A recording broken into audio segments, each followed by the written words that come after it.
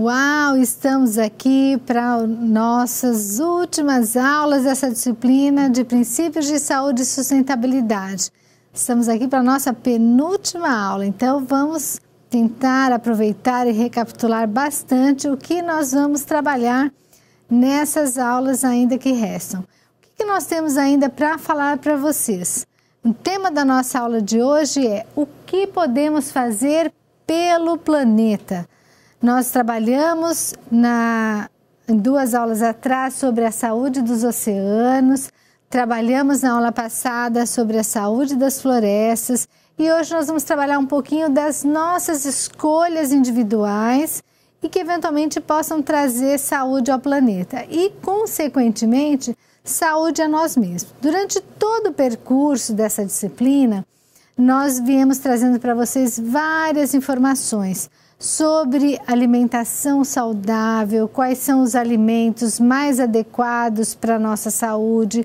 Trabalhamos também o conceito de qualidade de vida, o conceito de doença e saúde. Trabalhamos algumas patologias, lembra? Do diabetes, a obesidade, as doenças cardiovasculares.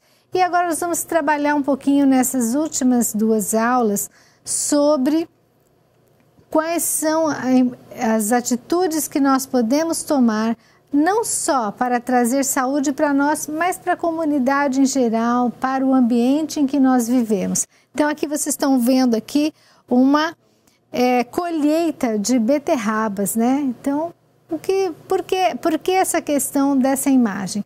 Porque talvez uma boa coisa, se nós temos espaço em nossa casa ou mesmo em nosso apartamento, que nós possamos ter alguma contribuição para a nossa saúde em termos de alimentos orgânicos, alimentos sem uso de pesticidas, até para que a gente possa valorizar quando a gente vai ao mercado e vemos o preço de alguns legumes, como é o caso da cenoura, por exemplo, nesses últimos tempos, como tivemos já do tomate há alguns meses atrás, para que a gente entenda qual que é esse processo, qual a dificuldade do processo, qual o carinho que a gente tem que ter no cuidado de um canteiro para que essa planta possa vir a subsistir. Mas, na realidade, a gente precisa entender o milagre da vida. Eu não sei quantos de vocês já tiveram a oportunidade, por exemplo,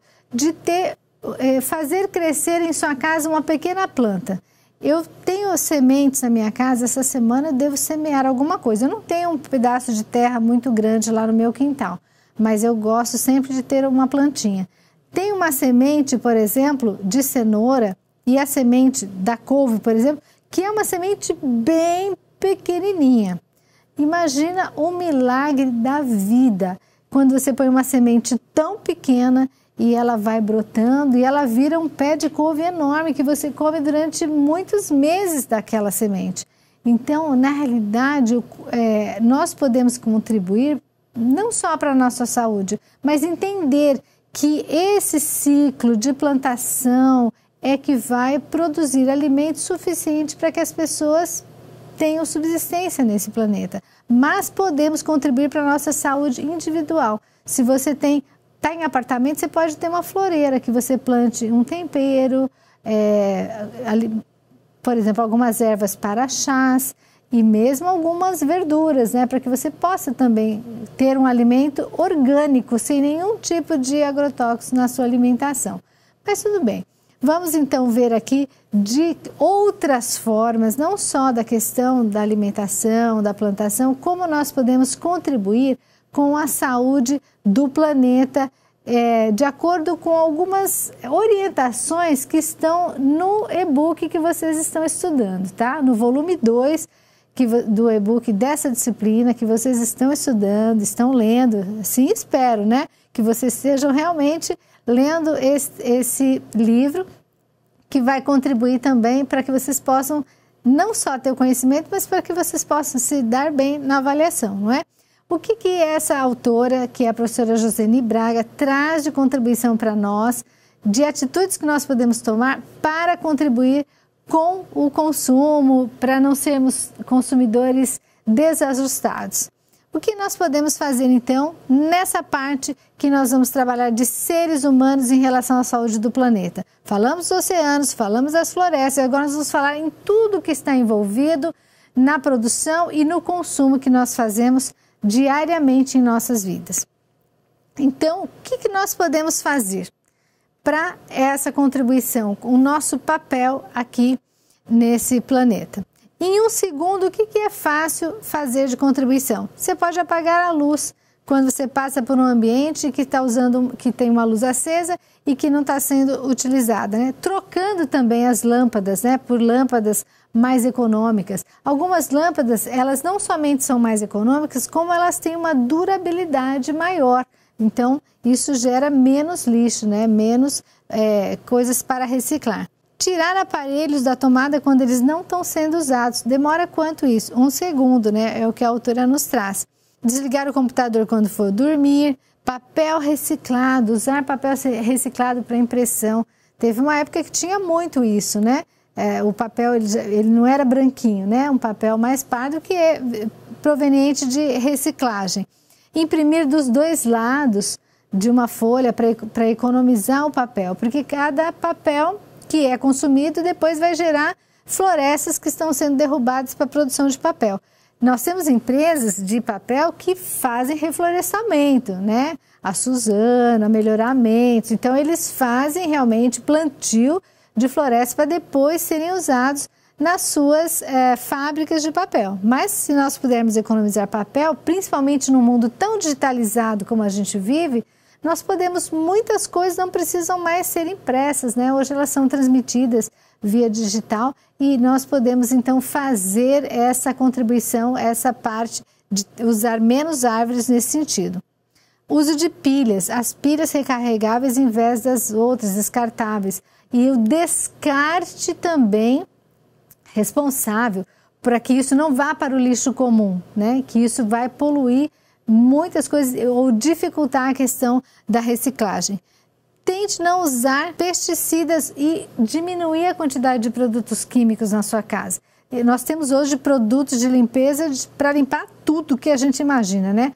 Mas existem produtos que não são poluentes e que fazem um trabalho talvez com um pouquinho mais de força física, né? Mas que eles também vão trazer menos prejuízo ao meio ambiente. Porque muitas empresas hoje elas investem, lógico, porque as pessoas consomem. Então, se eu consumo uma quantidade enorme de produtos de limpeza, é lógico que sempre vai ter alguém que quer produzir isso para que tenha o lucro. Mas nós podemos preservar o meio ambiente e a saúde da sua família usando menos produtos químicos na sua casa, o mínimo necessário. Nós temos produtos que são pouco poluentes, usar o vinagre, o bicarbonato para a limpeza da casa, que são muito eficientes e não precisamos usar aqueles produtos que eu não vou ficar falando o nome aqui, porque não vamos fazer propaganda de ninguém, né? Mas que todo mundo que mora sozinho e tem que limpar uma casa conhece vários desses produtos. E também evitar a questão de jogar o lixo em qualquer lugar, o descarte do lixo adequado para que isso não vá para os rios, não vá, mesmo em questão de chuva. Por que algumas grandes cidades, quando chove, inundam? Porque muitas vezes esses bueiros estão entupidos por lixo que foram descartados nas ruas e não foram recolhidos. Então, isso tudo a gente consegue fazer em 1 segundo. Agora, em 1 minuto, a gente pode fazer outras coisas. Por exemplo, fechar a torneira enquanto escova o dente. Você já viu gente que escova o dente com a torneira aberta? Gente, olha o desperdício de água, a quantidade de água. Eu conheço pessoas que desligam o chuveiro, né? Sai do chuveiro, desliga, aí ensaboa e depois enxágua, né? Aí são escolhas que você pode fazer. Quando está frio é mais difícil fazer isso, né? Quando está calor é mais fácil, porque aí você não passa frio enquanto o chuveiro está desligado. Comprar produtos locais, valorizar o que é feito no seu país e até na sua comunidade. Se você tem facilidade de comprar produtos de pessoas que produzem, que plantam ali, valorizar esse comércio local, né? E evitar a questão de artigos com muita embalagem. O que aconteceu nessa época que nós vivemos aí? aumentou muito as compras pela internet. Isso gera também muita embalagem. Então, descartar isso de uma maneira responsável para que realmente essa caixa de papelão ela volte para ser reciclada e não simplesmente fica gerando entulhos de lixo. Então, essa separação ela é importante, né? As sacolas plásticas eu já falei até quando a gente falou sobre os oceanos, né? Isso é muito importante, e usar as sacolas que possam ser reutilizáveis, né?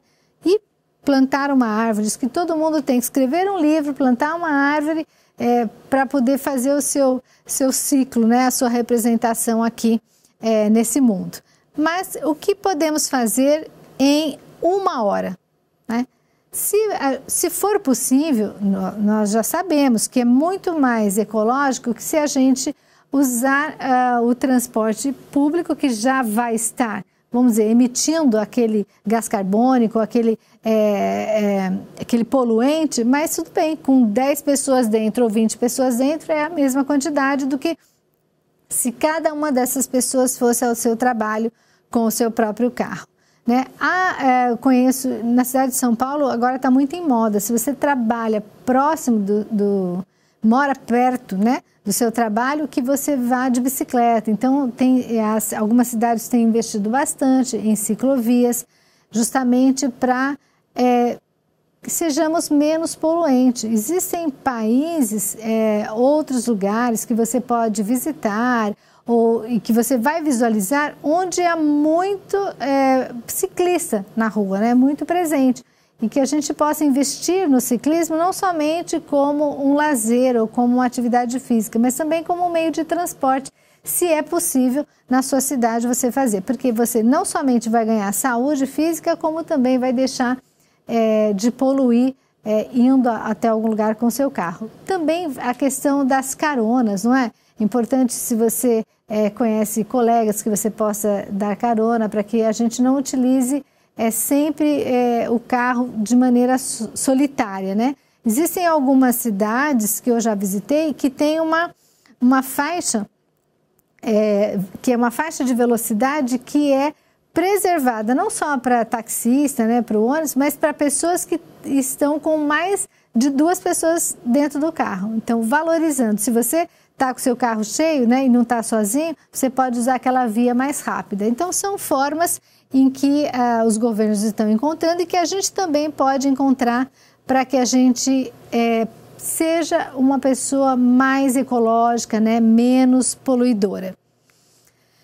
Em um dia inteiro, né, o que você pode fazer nessa valorização do nosso meio ambiente ou da preservação dessa natureza? Então, passar um dia numa floresta, passar um dia junto à natureza, seja numa praia, seja, né, ali no mar, ou mesmo num campo, né, numa região montanhosa. Porque esse contato, principalmente familiar e das crianças pequenas com a natureza, ele não só é benéfico para a nossa saúde como um todo, como é uma oportunidade que a gente tem para conhecer melhor, experimentar a natureza e ter esse desejo da preservação. Como é agradável quando nós estamos em meio à natureza. O que dá mais tranquilidade para você? Se você está numa cidade como São Paulo, na Avenida Paulista, com todo aquele barulho, aquela poluição, aquela agitação, ou quando você está num ambiente mais tranquilo, e eu não digo praia, porque às vezes as praias são lotadas, mas algumas praias mais tranquilas, ou você está numa floresta, onde você pode estar ali sentindo aquele ar diferente, mais puro, aquele ambiente mais fresco. Aquilo realmente vai trazer para a gente uma tranquilidade que vai afetar a nossa saúde como um todo. Você já fez uma experiência, por exemplo, de abraçar uma árvore, né? Existe terapia, né, que segue nessa linha de você abraçar uma árvore. Na realidade, não é só a questão do abraço da árvore, mas é de sentir a natureza. Uma coisa que relaxa muito algumas pessoas, a mim também, é estar em contato com a água do mar.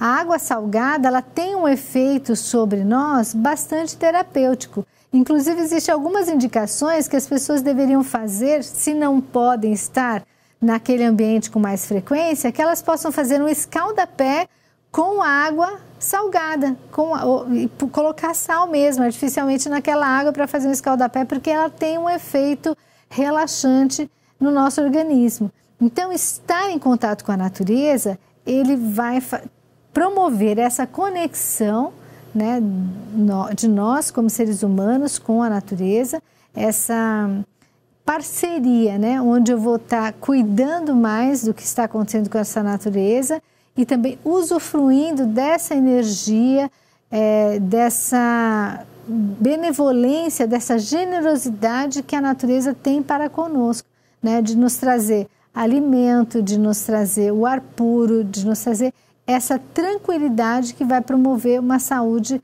maior e uma maior qualidade de vida também.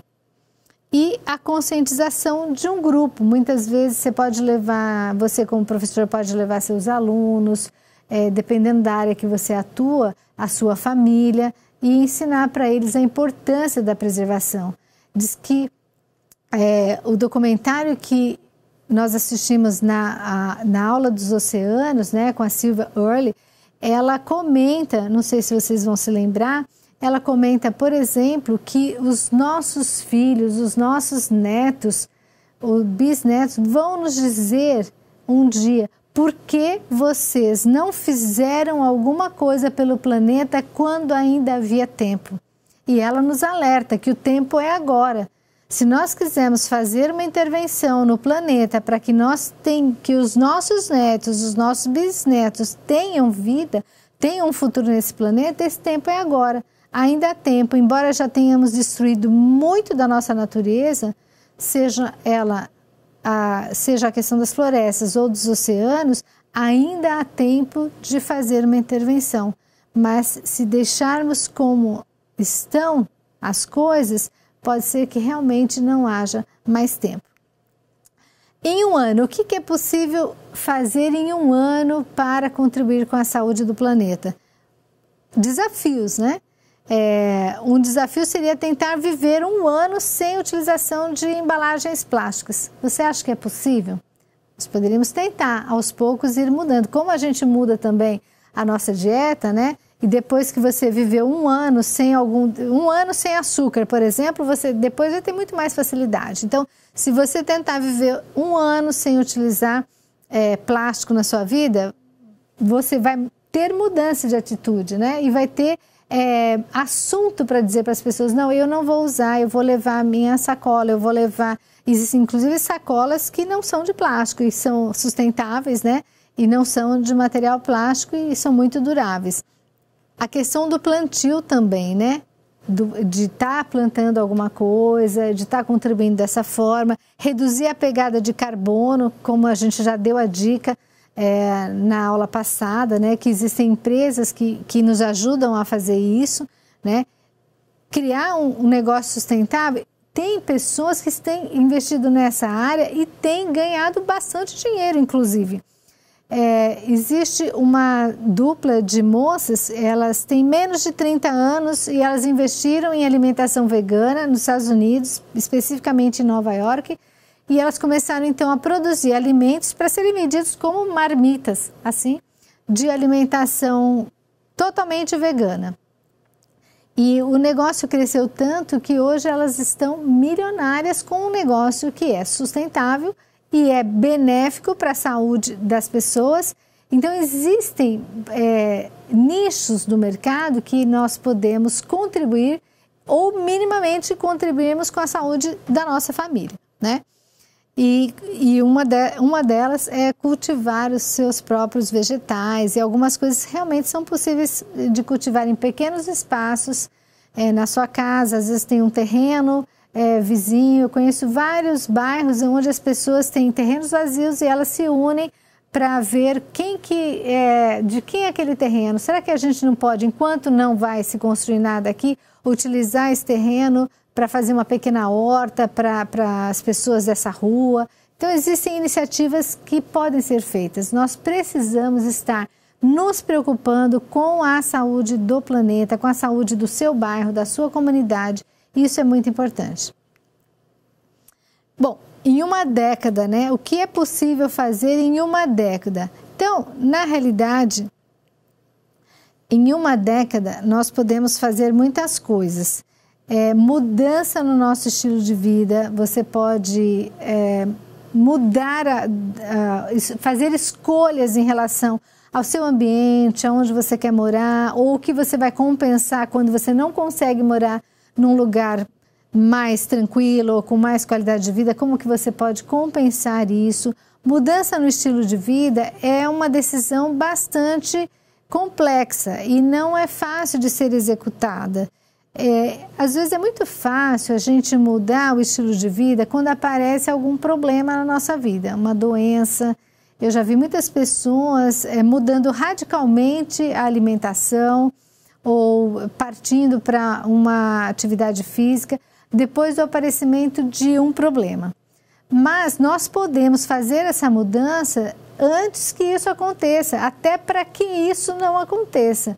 Então, ciente de todas as informações que a gente já passou para vocês durante essa disciplina, em todas essas aulas, de quais são os alimentos mais adequados, quais são aqueles que são extremamente nocivos à nossa alimentação, nós precisamos tomar decisões. Você precisa tomar decisões que vão impactar a sua saúde e a sua vida, e até o ciclo da sua vida nessa terra. O quanto tempo, não é só quanto tempo você vai viver, mas com quanta qualidade você vai viver. Então, mudanças no estilo de vida, elas vão demorar a acontecer, elas podem acontecer paulatinamente para que elas possam se realmente concretizar em nossa vida. Eu sou vegetariana e eu deixei de comer carne em 2005. Nesse ano eu estava num país que onde a carne vermelha era muito cara. E então comecei a fazer para a minha família mais carne de frango.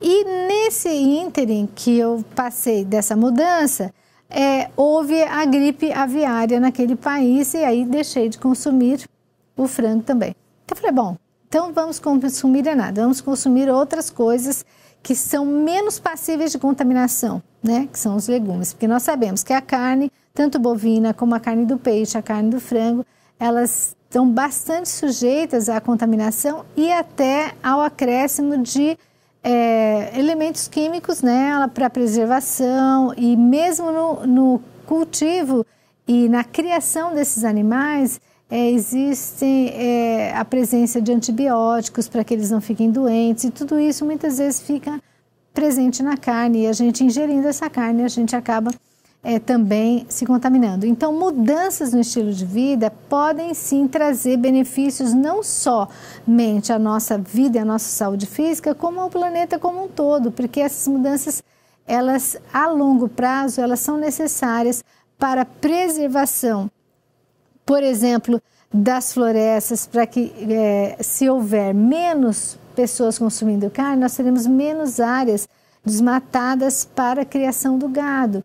Então, são como se fosse uma roda enorme, que fosse uma coisa puxando a outra. E se nós começarmos aos poucos, fazermos escolhas individuais, mesmo que não salvemos o planeta, pelo menos estaremos salvando a nossa família, salvando a nossa saúde individual. Nós temos o agronegócio, por exemplo, presente, que eu chamo que o agronegócio é uma faca de dois gumes, porque ao mesmo tempo em que ele tem o seu papel, a sua importância para a produção de alimento para a população mundial, ele também traz muitos prejuízos ambientais. Por exemplo, nós temos a questão da biotecnologia. A biotecnologia, ela veio justamente para que nós possamos ter sementes que mais resistentes, né, que gerem plantas mais resistentes a pragas. Ao mesmo tempo que a biotecnologia, e eu não vou entrar nesse campo, até porque não é o o motivo central, né, das nossas aulas e nem é meu conhecimento de domínio, mas a biotecnologia que faz essa transformação nos alimentos, que são os alimentos, por exemplo, alguns alimentos que a gente chama de transgênico, e então tem aquele grupo que defende que se não fosse a biotecnologia, que se não houvesse alimentos transgênicos, haveria uma fome mundial. E também as pessoas que defendem que a longo prazo nós não sabemos que tipo de prejuízo esses alimentos poderão trazer para a nossa saúde. Então, é por isso que eu falo que o agronegócio é uma faca de dois gumes, né? E mesmo a biotecnologia que trabalha essas sementes, mas também traz a questão da criação de alguns, além dos alimentos transgênicos, alguns pesticidas, né? Vocês já ouviram falar do GMO, né? Ou seja, o organismo geneticamente modificado, que ele é mais resistente às pragas. Mas e os produtos orgânicos? Nós não temos pessoas que conseguem fazer a produção de alimentos orgânicos sem o uso desses pesticidas. Então, não seria um caminho para que a gente investisse nessas áreas, apoiasse essas pessoas que realmente querem produzir os alimentos que sejam mais saudáveis para a nossa saúde? Se vocês forem ler relatórios médicos que falam sobre essa influência, nós vamos encontrar os relatos da importância de ter cada vez mais alimentos crus na nossa vida, alimentos vegetais, né, uma dieta baseada em plantas, né, que nós conhecemos hoje, e de preferência com alimentos orgânicos. Por isso que existe uma filosofia dentro da instituição, dentro da filosofia adventista de saúde, que diz que, se possível, que nós deveríamos estar já nesse tempo em que nós vivemos, em lugares mais tranquilos, em cidades menores, onde nós pudéssemos ter um quintal maior ou um pedacinho de terra, para que a gente possa ter o nosso próprio alimento, para que possamos produzir o nosso próprio alimento, para que assim a gente pudesse ter saúde. Eu tive aula com um professor da Unicamp, que ele defendia essa linha. Ele não era adventista, ele não conhecia a filosofia adventista de saúde, mas o que ele falava nas aulas dele, boa parte do que ele falava está no livro Conselho sobre Saúde e no Conselho sobre Regime Alimentar de Ellen White. Porque ele fala, se quisermos ter saúde, nós temos que voltar lá no tempo da nossa avó, que plantava as suas próprias verduras, a cenoura, a beterraba. Eu já plantei algumas dessas coisas no meu quintal. Ter as frutas, né? Quando você tem um pedaço de terra, eu tenho um pedaço de terra bem pequeno, mas eu consigo ter ali algumas frutas, muitas verduras, e de maneira saudável, sem nenhum tipo de veneno e sem nenhum tipo de praga. Nós vamos aprendendo a lidar com a terra e com as pragas que tem por aí. O que a gente pode fazer de uma maneira saudável para que essas pragas não estraguem a nossa plantação? Então, são coisas que nós precisamos estudar e chegar a um consenso para que a gente possa realmente usufruir de mais saúde. E também nós temos a questão dos agrotóxicos que são lançados nos alimentos a bel prazer. E nós sabemos que existe um limite máximo que o nosso organismo aguenta de quantidade dessas substâncias.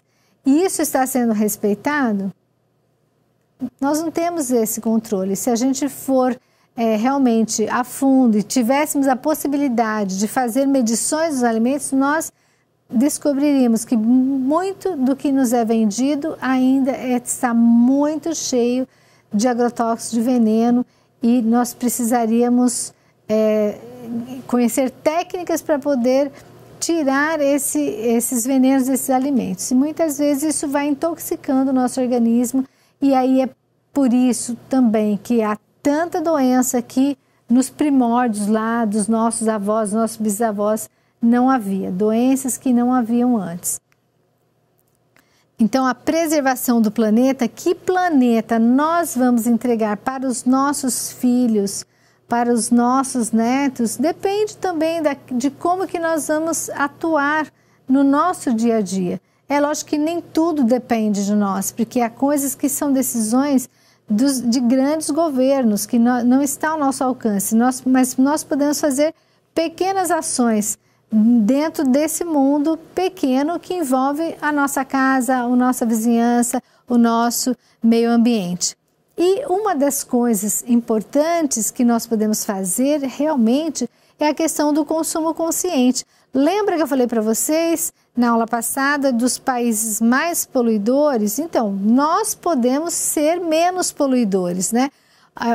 Diminuir a questão do consumo. Nós compramos coisas muitas vezes compulsivamente, coisas que não precisamos, coisas que precisamos descartar algumas coisas porque não cabe mais na nossa casa, porque compramos coisas que não precisamos. Então, ter um consumo muito mais consciente para que a gente gere menos lixo, porque o descarte desse lixo e a reciclagem desse lixo, e algumas coisas nem são recicláveis, acaba trazendo bastante prejuízo e poluição ao nosso planeta. Existe um documento que é emitido pelo governo federal que diz que se nós continuarmos consumindo como estamos, em menos de 50 anos nós vamos precisar de 2 planetas Terra para poder produzir tudo que a humanidade consome. Então, a questão do consumo consciente é muito importante para evitar o desperdício. E aqui eu ponho aqui para vocês um link de um vídeo para vocês assistirem depois, que vai mostrar e talvez nos conscientizar de uma maneira mais forte, né? Porque a imagem fala bastante para nós do problema que o consumo não consciente vai trazer para o desperdício e para o descarte. Hoje nós temos um problema enorme no planeta em relação à reciclagem ou a como vamos lidar com esse lixo que é gerado pelo nosso consumo. Quem tiver a oportunidade de assistir essa série, esse documentário que tem no Netflix, ele chama Desserviço ao Consumidor. Esse documentário traz de uma maneira muito clara e muito estarrecedora a questão do consumismo e o que esse consumismo gera em termos de lixo, de escravidão de pessoas, de várias formas que ele vem trazendo um processo de desumanização. Então, quem tiver a oportunidade de assistir, Desserviço ao Consumidor, que vai nos trazer de forma muito tocante como nós podemos contribuir para que essa questão do consumismo, da desumanização, que gera essas diferenças sociais e a pobreza, inclusive, e a exploração de material humano na produção de coisas que as pessoas querem consumir cada vez mais, né? Cada vez mais, eu quero um carro, quero um segundo carro, quero um carro mais novo. E o que nós entendemos que é mais ecológico, né? O que nós precisamos compreender nessa linha. Você acha, por exemplo, que é mais ecológico você manter o seu carro por 20, 30 anos, um carro que está ultrapassado, um carro que nem é movido a álcool, é só movido a gasolina, que é poluente, ou trocar esse carro por um carro novo, que já tem o catalisador, que é menos poluente? O que você acha que é menos prejudicial ao planeta? Muitas pessoas podem achar que é o carro novo, mas não é, porque o descarte desse carro velho que você vai vender ou que vai depois ficar lá no ferro velho que depois ninguém mais vai querer, esse descarte é muito mais grave para a saúde do planeta do que se a gente mantiver uma coisa durante mais tempo. Eu conheço pessoas, empresários, esposas de empresários muito abastados que compram roupa de segunda mão, que frequentam brechós. Não só porque no brechó tem uma roupa estilosa, né, que eventualmente a gente não encontra mais, mas para reaproveitar coisas que outras pessoas já descartaram. Eu conheço pessoas que controlam esse consumo de uma maneira muito mais consciente. E não é porque elas não tenham dinheiro para comprar nas lojas de grife mais caras do mundo, mas porque elas têm uma consciência de que a utilização ou a reutilização de algumas coisas é muito mais benéfica para o planeta. Então é uma questão de escolha, como ser vegetariano também é uma escolha para a saúde, ser vegano, são estilos de vida que nós vamos adquirir. E para fazer o fechamento dessa disciplina, na próxima aula nós vamos falar para vocês como a sustentabilidade é representada na Bíblia Sagrada, que é o livro inspirado por Deus. Até a próxima aula, então.